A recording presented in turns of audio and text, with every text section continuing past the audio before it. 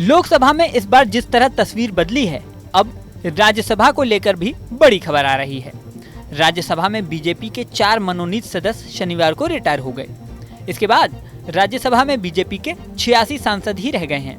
वहीं INDIA block के 87 सांसद हैं। इस समय राज्यसभा के पूरे समीकरण को समझें तो मौजूदा सदस्यों की कुल संख्या 226 है। फिलहाल राज्यसभा में 19 सीटें खाली हैं। बीजेपी के 4 राज्यसभा सांसद ऐसे समय रिटायर हुए हैं जब बजट सत्र आने में कुछ ही दिन है। उम्मीद की जा रही है कि 22 जुलाई से बजट सत्र शुरू होगा, जो कि 12 अगस्त तक चल सकता है। ऐसे में जरूरी बिलों को पास कराने के लिए बीजेपी को ज्यादा से ज्यादा दूसरे दलों के सहयोग की जरूरत पड़ेगी।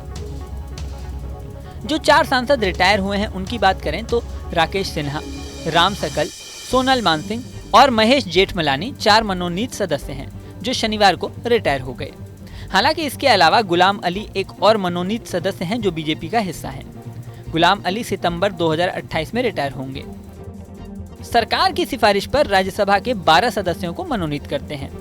मौजूदा सदन में उनमें से 7 ने खुद को गुटनिरपेक्ष बना रखा है, लेकिन ऐसे सदस्य किसी भी कानून या प्रस्ताव पे पारित होने के समय अब तक सत्ताधारी पार्टी का पक्ष लेते रहे हैं।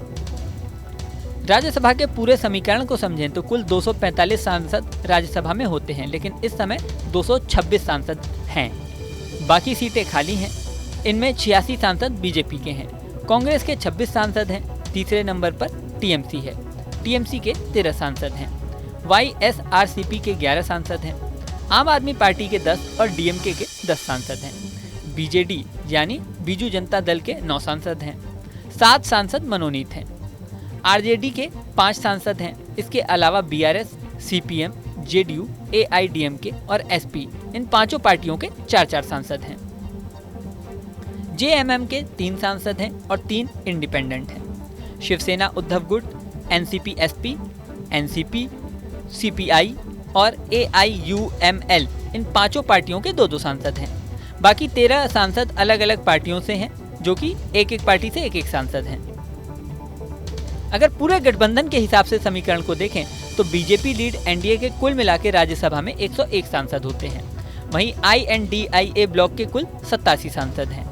इसके अलावा 29 सांसद ऐसे हैं जो दोनों ही गठबंधन में कहीं भी शामिल नहीं हैं। अब बड़ा सवाल ये है कि बजट सत्र में बीजेपी की क्या रणनीति होगी। वैसे तो ये साफ दिखाई दे रहा है कि एनडीए के कुल 101 सांसद हैं और INDIA ब्लॉक के 87, तो ऐसे में किसी भी प्रस्ताव को पारित कराने में बहुत ज्यादा परेशानी नहीं होगी। लेकिन जो 29 किसी भी पक्ष में नहीं है, उनका रुख देखने वाला होगा। अगर वो 29 विपक्ष का साथ देते हैं तो कुल मिलाकर उनकी संख्या हो जाती है 116। ऐसे में माना जा रहा है कि बीजेपी 7 गुट निरपेक्ष मनोनीत सदस्यों, 2 निर्दलीय सदस्यों, AIDMK और YSRCP जैसे मित्र दलों के समर्थन को जुटाने की कोशिश करेगी।